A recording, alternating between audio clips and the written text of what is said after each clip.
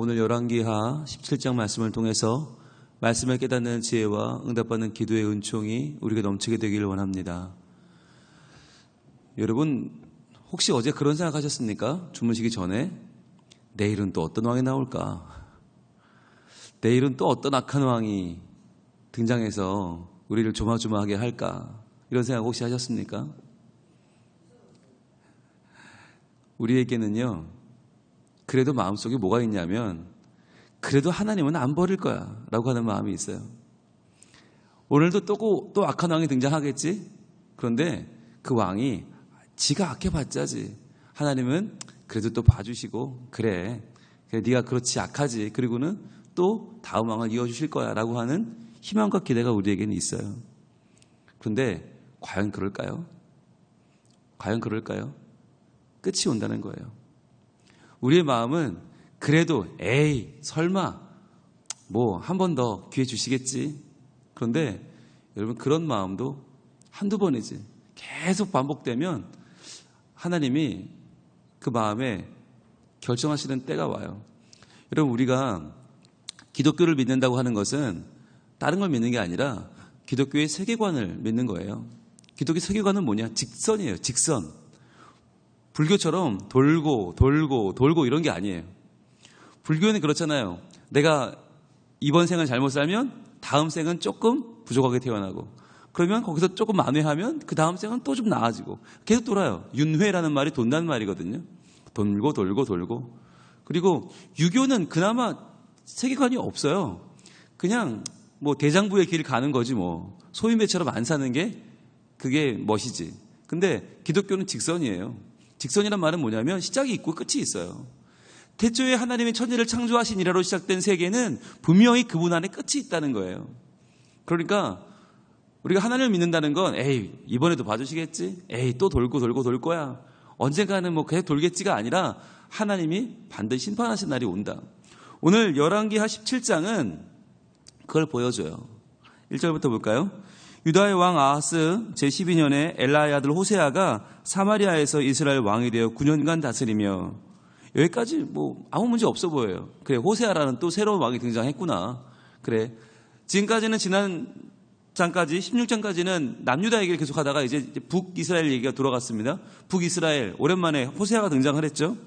그런데 2절 여호와께서 보시기에 악을 행하였으나 다만 그전 이스라엘 여러 왕들과 같지는 하치하지는 아니하였더라. 조금 나은 왕이 등장했나? 라고 하는 기대를 하게 하죠. 근데 실은 그게 아니에요. 실은 악을 행하기에는 이미 국제 정세가 너무 어려워졌어요. 그래서 호세아는 국제 정세만 신경 쓰다가 끝나요. 3절입니다. 아수르의 왕 살만에셀이 올라오니 호세아가 그에게 종이 되어 조공을 드리더니 자 먼저는 아수르의 왕을 섬기죠. 이 아수르 왕을 누가 불러왔죠? 지난 장에서 배웠죠. 유다 왕 아하스가 아람 왕 르신과 이 북이스라엘 베가가 연합군으로 쳐들어오자 그걸 막아보겠다고 데려온 자기의 지원군이 누구냐면 아수르죠. 그 당시 가장 강한 왕 아수르. 사실 아수르는요 이 당시에 이스라엘에 관심이 없었어요. 왜? 이스라엘 너무 작거든요. 너무 작은 나라를 굳이 와서 점령하고 어쩌고 할 만한 그럴 만한 이렇게 마음의 여유가 없었어요. 왜? 아수르는 상대할 만한 강한 나라가 많으니까. 그런데 그 아수르를 굳이 끌어들인 게 누구예요? 아하스예요. 굳이 끌어들여서 여기 우리 좀 봐주세요. 우리도 있어요. 우리도 좀 신경 써주세요. 한 게 아하스예요. 그러니까 굳이 이 강한 세력을 끌어들일 이유가 없는데 아하스가 끌어들였단 말이죠. 그 결과가 이제 북이스라엘로 찾아옵니다. 아수르의 왕 살만에셀이 이 북이스라엘을 서서히 조여오기 시작하는 거죠. 그랬더니 호세아가 그에게 종이 되어 조공을 드렸어요. 그러면서 일단 막았죠. 막았는데 보니까 4절입니다. 그가 애굽의 왕 소에게 사자들을 보내고 해마다 하던 대로 아수르 왕의 조공을 드리지 아니하매 호세아가 보니까 이거 괜히 아수르한테 조공을 드리고 이렇게 하다 보면 왠지 우리가 계속 안 좋아질 것 같은 느낌이 드는 거예요. 그래서 소위 실용적이고 합리적인 외교 정책을 펴니다. 왜? 더 세 보이는 나라가 없나 찾아본 거예요. 보니까 애굽이 있거든요. 전통의 강자 애굽. 그러니까 아수르는 신흥 강자인데 지가 뭐 힘세봤자 애굽만 하겠어? 그리고는 노선을 바꿉니다. 그래서 애굽왕 소에게 조공을 바치고 이제 아수르에게는 바치지 않는 거죠. 굉장히 합리적으로 보이죠. 나라도 더 크고 힘도 더 세고 일로 붙은 거예요.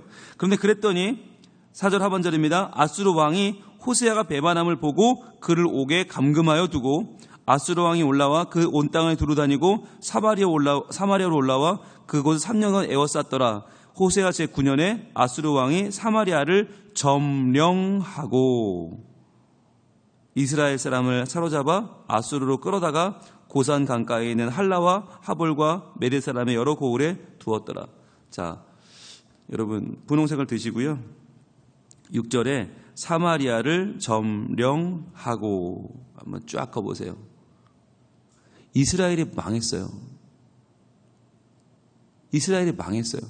여러분 우리는 그러잖아요. 그러다가 말겠지? 다음 왕이 또 등장하겠지? 아니요. 하나님은 보다 안 되면 그걸로 끝. 결론을 내려버리세요. 하나님께는 끝이 있어요. 왜? 하나님이 시작했으니까. 호세아는 북이스라엘의 마지막 왕입니다. 여기서 끝나요. 누구로 시작했죠? 여로보암으로 시작했어요. 여로보암으로 시작해서 호세아까지가 정확히 209년이에요. 그렇게 많은 왕들이 뻑하면 범죄하고 뻑하면 하나님 버리고 뻑하면 교만하고 그 정말 난리를 치는 역사가 209년 만에 끝나요. 그런데 209년 동안 몇 명의 왕이 뜨거워졌는가? 모두 19명. 19명이 왕이 됐는데 그중에 반란이 몇 번? 9번. 정말 정신없죠. 209년 동안 19명의 왕이 지나갔는데 그 안에 9번의 역성혁명이 일어났습니다. 그러면서 나라가 망했어요. 근데 여기서 우리가 또 봐야 될 게 뭐냐면 이 호세아라는 왕이에요. 이 호세아가 마지막 9년 동안 딱 왕노릇하고 이스라엘이 망하거든요. 국제 노선 완전히 여기부터 저기부터 하다가 결국 망해요. 그런데 이 호세아가 왕이 되는 모습이 열왕기하 15장이 기록되어 있는데 한번 볼까요? 열왕기하 15장 30절. 참 재미있어요. 열왕기하 15장 30절에 보시면 우시아의 아들 요담 제20년에 엘라의 아들 호세아가 반역하여 르말야의 아들 베가를 쳐서 죽이고 대신하여 왕이 되니라 그랬어요. 자, 일단 분홍색 드시고 한번 다 쳐보실래요? 열왕기하 15장 30절. 여러분 이게 어떤 상황이냐면 르말야의 아들 베가가 이스라엘 왕이었는데 이때 이제 아하스가 아수르를 끌어오잖아요. 끌어와서 자기 나라를 살려보겠다고 연합군과 대항해 싸우죠. 그때 연합군이 아람 왕 르신과 이스라엘 왕 베가였어요. 그러니까 아수르가 쳐들어오면서 북이스라엘을 한번 꽝 치니까 이스라엘이 휘청했겠죠. 그때 베가가 휘청했어요. 그러니까 이스라엘 왕 베가가 휘청하는 걸 보고 그걸 보고 누가? 호세아가 반역을 해서 베가를 죽이고 왕이 됩니다. 이때까지 호세아가 얼마나 신났을까요? 야, 왕이 휘청하니까 내가 왕을 죽이고 왕이 됐어. 내가 이스라엘의 왕이야. 내가 드디어 왕이 돼서 얼마나 좋았을까요? 그런데 그렇게 마지막으로 빼앗은 왕의 자리가 이스라엘의 마지막 왕이 될지 어떻게 알았겠어요? 베가를 죽이고 호세아가 왕이 될 때만 해도 호세아가 얼마나 신났겠어요. 야, 내가 왕이야. 그런데 그 이름이 이스라엘의 마지막 왕이라고 하는 오명이 될지 누가 알았겠어요? 자기 나름대로는 기회였죠. 야, 아수르가 우리나라를 쳐서 베가가 저렇게 휘청휘청하니까 내가 베가를 죽이고 왕이 되면 좋겠지? 자기 나름대로는 최고의 기회를 잡았어요. 그런데 그건 기회가 아니었어요. 망하는 길이고 죽는 길이었어요. 이게 여러분, 이게 뭘까요? 왜 하나님은 이 이스라엘 역사를 우리에게 보여주시는 겁니까? 우리가 지금 그러고 있다는 거예요. 우리가 기껏 머리 쓴다는 일이, 한다는 일이 뭐냐면 내가 남보다 조금 더 나아 보이는 거. 남이 약할 때 그 약한 걸 짓밟고 내가 좀 더 올라가서 잘 돼 보이는 거.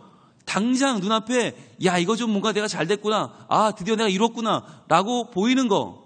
근데 그게 크게 보면 뭐예요? 결국 망하는 길이라는 얘기예요.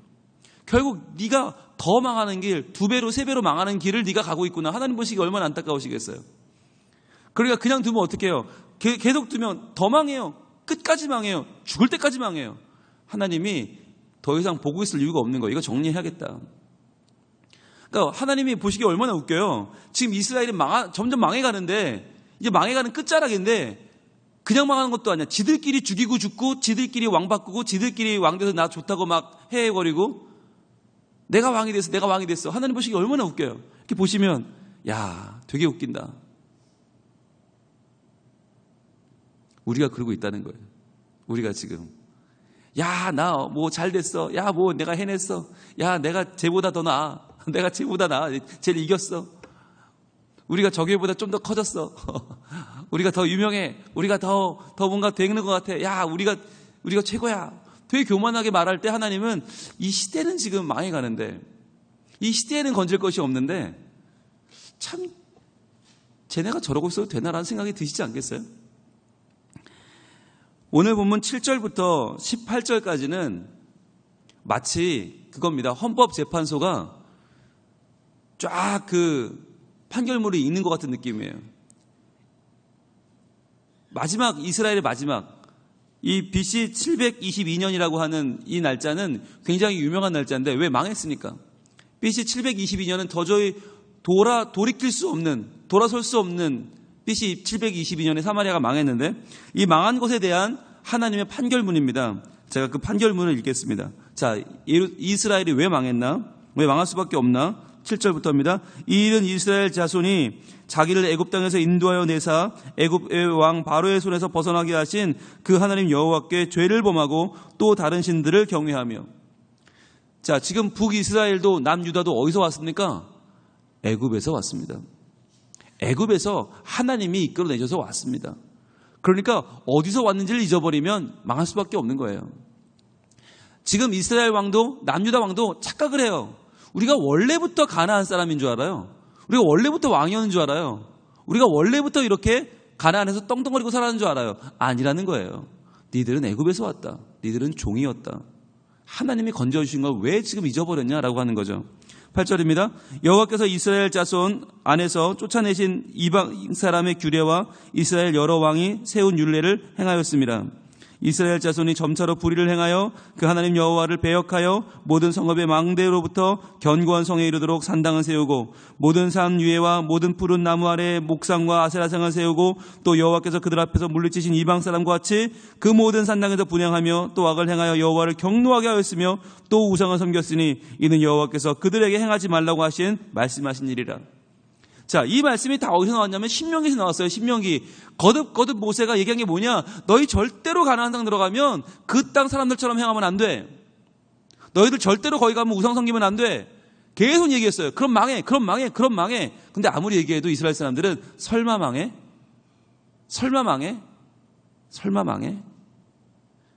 하나님 좀 안 섬겼다고 망해? 바알 좀 섬겼다고 아세라 섬기는 게 뭐가 나빠서? 우리가 좀 잘 살아보겠다는데 그게 뭐가 나빠서? 왜 망해? 그리고는 그 길로 갔어요. 그래서 망했다는 거예요. 그러면 그럼 진짜 망한 이유가 뭐냐? 우상 숭배해서 망했냐? 아니라는 거예요. 왜 망했냐? 13절입니다. 여호와께서 각 선지자와 각 선견자를 통하여 이스라엘과 유다에게 지정하여 이르시기를 너희는 돌이켜 너희 악한 길에서 떠나 나의 명령과 율례를 지키되 내가 너희 조상들에게 명령하고 또 내 종 선지자들을 통하여 너희에게 전한 모든 율법대로 행하라 하셨으나 그들이 듣지 않고 그들의 목을 곧게 하기를 그들의 하나님 여호와를 믿지 아니하던 그들의 조상들의 목같이 하여 여호와의 율례와 여호와께서 그들의 조상들과 더불어 세우신 언약과 경계하신 말씀을 버리고 허무한 것을 뒤따라 허망하며 또 여호와께서 명령하사 따르지 말라 하신 사방 이방 사람을 따라. 자, 왜 망했나? 이방을 따르고 우상을 섬겨서 망한 게 아니라 왜 망했나? 회개하지 않아서 망했다는 거예요. 13절에 노란색을 쳐야겠죠?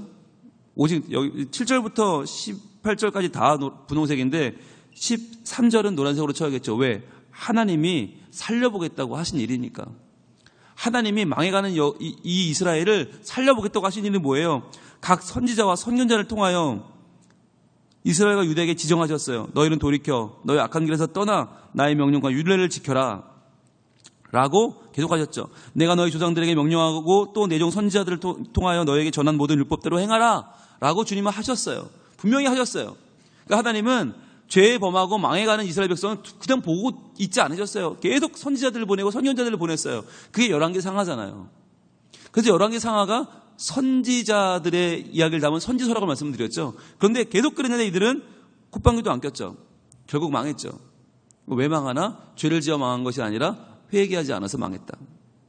그러니까 우리도 죄를 지었기 때문에 지옥 가는 게 아니에요. 회개하지 않으면 가요. 그럼 기회는 뭐예요? 회개하는 게 기회인 거예요. 자, 16절부터 이렇게 이어집니다. 16절, 그들이 하나님 여호와의 모든 명령을 버리고 자기들을 위하여 두 송아지 형상을 부어 만들고 또 아세라 목상을 만들고 하늘의 일월 성신을 경배하며 또 바알을 섬기고 또 자기 자녀를 불 가운데로 지나가게 하며 복술과 사주를 행하고 스스로 팔려 여호와 보시기에 악을 행하여 그를 경노하게 하였으므로. 자, 여기까지가 이제 쭉 그 이유를 선언하는 겁니다. 왜 망해야 되는가 이유를 선언하면, 그리고 마지막 주문입니다. 판결입니다. 자, 마지막 판결문 18절입니다. 여호와께서 이스라엘에게 심히 노하사 그들을 그의 앞에서 제거하시니 오직 유다 지파 외에는 남은 자가 없으니라. 자, 그 앞에서 제거하십니다. 이게 BC 722년 이스라엘이 제거되는 순간입니다. 열왕기하 17장은 매우 슬픈 장이죠. 한 나라가 없어져요.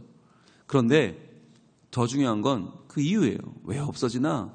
7절부터 18절까지의 말씀을 쭉 읽으면 그 하나님의 마음을 알 수 있어요. 애굽에서 건져내셔서 광야 생활을 지나 가나안까지 들어올 때까지 지켜주신 그 하나님께서 그들에게 말씀하셨던 우상을 섬기지 말고 하나님을 섬기고 바르게 살아라. 근데 그들은 하나님을 버렸고 우상을 섬겼고 하나님의 모든 말씀을 듣지 않았고, 그것을 한마디로 하면요 17절에 이렇게 표현하고 있죠. 중간에 스스로 팔려, 이거예요. 스스로 팔려. 이게 얼마나 악한 겁니까? 여러분, 애굽에서는 남한테 팔려갔잖아요. 요셉은 남한테 팔려가서 애굽 가서 종노릇했잖아요. 그래서 모든 이스라엘 사람들이 애굽에서 남한테 팔려 있었어요. 그런데 이제는 남한테 팔린 게 아니에요. 하나님이 자유케 해주셨는데도 불구하고 그들은 스스로 팔려버렸어요. 왜? 우상을 믿고 세상을 믿고 이런저런 나라들을 의지하다가 스스로 팔려버렸어요. 그래서 호세아가 막판에 왜 망했어요? 아수르에 기댔다가 애굽에 기댔다가 이리저리 기대보는 거예요. 왜? 하나님 아닌 것을 자꾸 붙잡아 보니까 스스로 팔려버린 거죠. 왜 스스로 조공을 바치고 왜 스스로 우리나라의 운명을 왜 맡깁니까? 그 스스로 팔리는 거죠. 오늘날 우리도 이러고 있지 않냐는 거예요. 스스로 팔리지 않느냐. 왜? 돈에게. 스스로 돈에게 자기를 내어주고, 돈님 나의 하나님이 되어주세요. 명예에게 내 모든 걸 내어주고, 명예님 나의 하나님이 되어주세요. 권력에게 모든 걸 내어주고, 권력님 저를 드릴 테니 저를 좀 지켜주세요 라고 하고 있지 않냐는 거예요. 이게 스스로 팔려예요. 과연 뭐에 팔려 있습니까? 많은 사람들이 하나님 아닌 것에 자기를 내어주기를 기뻐합니다. 왜? 그게 자기를 지켜주는 줄 알고. 아니라는 거예요. 아니라는 거예요. 그러다가 어떻게 해요? 제거됩니다. 제거됩니다. 저는 이 17장 18절 말씀이 너무 확실해서 정말 판결문의 주문이구나. 확실하구나. 이걸 듣고 헷갈릴 수가 없는 거구나. 이걸 듣고도 아직까지 죄가 없다고 말하면 안 되는 거구나. 이 주문을 듣고도 자기의 혐의를 부인하면 안 되는 거구나. 아, 잘못했다고 인정할 수밖에 없는 거구나. 성경은 명확합니다. 인간이 왜 망했는지 잘 모르겠다가 아니에요. 인간이 잘하면 안 망할 수도 있겠다가 아니에요. 확실히 망해요. 왜? 스스로 팔렸기 때문이에요. 오늘날 우리의 삶을 살면서 우리 삶 가운데 나는 무엇에 스스로 팔려 있는지, 난 무엇 때문에 지금 정신이 팔려 있고, 무엇 때문에 내 마음이 팔려 있고, 무엇 때문에 내 삶이 팔려 있는지 돌아볼 수 있기를 원합니다. 여러분, 굉장히 정확한 말 아니에요? 정신이 팔렸다. 너 지금 뭐에 정신이 팔려 있어? 스스로 팔린 거예요. 아무도 내놓으라고 안 했어요. 내 스스로 내어줬어요. 정신을 내어줬어요. 그게 정신이 팔린 거예요. 믿음이 팔려버렸어요. 신앙이 팔려버렸어요. 이스라엘 사람들이 이 열왕기 17장을 읽을 때 얼마나 마음이 아플까요? 아, 우리 백성이 이렇게 망했구나. 그리고는 돌아와야 돼요. 근데 그들은 안 돌아와요. 우리도 마찬가지. 분명히 읽고 있는데, 분명히 보고 있는데 우리의 마음은 팔려버린 그 마음을 돌이키지 않아요. 그래서 하나님은 오늘도 안타까이 이 말씀을 하시는 거예요. 돌아오라고. 보지 않냐고. 그렇게 하다가 너희들 제거되면 안 된다. 돌아와라. 하나님은 이스라엘 백성을 통해서 우리에게 지금 말씀하고 있는 거예요. 하나님이 왜 이스라엘을 만들었죠? 왜 가나안 땅에 이스라엘 나라를 왜 만들었죠? 하나님이 통치하는 나라의 모델을 보여주기 위해서 만드셨어요. 하나님이 얼마나 이 땅을 살아가는지를 보여주려고 하나님의 정의로운 나라, 그 모델을 세워보려고 만들었어요. 그런데 그 나라는 인간들의 죄악으로 다 흩어져 버렸어요. 그래서 오직 유다 지파 외에는 남은 자가 없느니라 이렇게 끝나거든요. 근데 곧 유다도 망하죠. 136년이 지나면 유다도 망해요. 누구만 남았어요? 이제는 이스라엘과 유다라고 하는 혈통이 남은 게 아니에요. 이제는 신앙이 있는 자들, 예수 그리스도로 말미암아 하나님의 자녀가 된 거듭난 자들만 남는 거예요. 이제 혈통보다 중요한 것은 신앙이고 믿음인데 오직 예수 그리스도, 오직 우리를 위하여 십자가에 죽으신 예수님을 의지하는 사람들만 남는다. 이 마음을 붙잡고 우리가 남은 자의 마음을 가지기를 원합니다. 하나님 정신 팔리지 않게 하여 주옵소서. 마음 팔리지 않게 하시고 신앙이 팔리지 않게 하시고 신앙을 지켜 말씀대로 살아. 이 시대에 하나님이 희망을 둘 수 있는 사람들, 오직 예수 그리스도, 오직 말씀, 오직 은혜, 하나님만 붙잡고 믿음으로 승리하는 우리가 되게 하옵소서. 기도할 때에 하나님 우리를 통해서 다시 한번 하나님의 나라를 이루시는 하나님의 계획을 우리 가운데 행하실 줄로 믿습니다. 기도하겠습니다. 하나님, 우리는 늘 그래도 또 희망을 가지고 또 소망을 가져보지만 그러면서 또 악하게 행하고 그러면서 내 마음대로 행해보지만 하나님, 언젠가는 끝이 있다고 하는 사실을 저희들 기억하게 하여 주시옵소서. 호세아는 자기가 왕이 되었다고 뻐기고 자기가 왕을 죽였다고 내가 왕이 되었다고 반란에 성공했다고 한때 즐거웠는지 모르지만 그 호세아는 이스라엘의 마지막 왕이 되는 오명을 쓰고 말았습니다. 우리도 이렇게 살고 있지 않습니까? 내 성공에 취하고 내 명성에 팔리고 세상의 모든 것들에 이리저리 휩쓸려 다니면서 내가 성공한 줄 알고 잘 된 줄 알고 내 인생의 나락의 길을 걷고 있지는 않습니까? 하나님, 다시 한번 오직 말씀, 오직 은혜, 오직 예수 그리스도, 오직 예수님 안에 나의 살 길이 있는 줄로 믿고 이제는 혈통이 아니라 믿음으로 하나님의 남은 자가 되어 하나님 나라를 이루어가는 주의 백성들로 살게 하여 주시옵소서. 오늘도 주님 앞에 나와 기도합니다. 주님, 하나님의 뜻을 행하는 자가 되게 하여 주시고 하나님 마음 품는 자가 되게 하여 주시고 하나님의 계획대로 쓰임받는 주의 백성들이 다 되게 하여 주시옵소서. 예수님 이름으로 기도합니다. 아멘.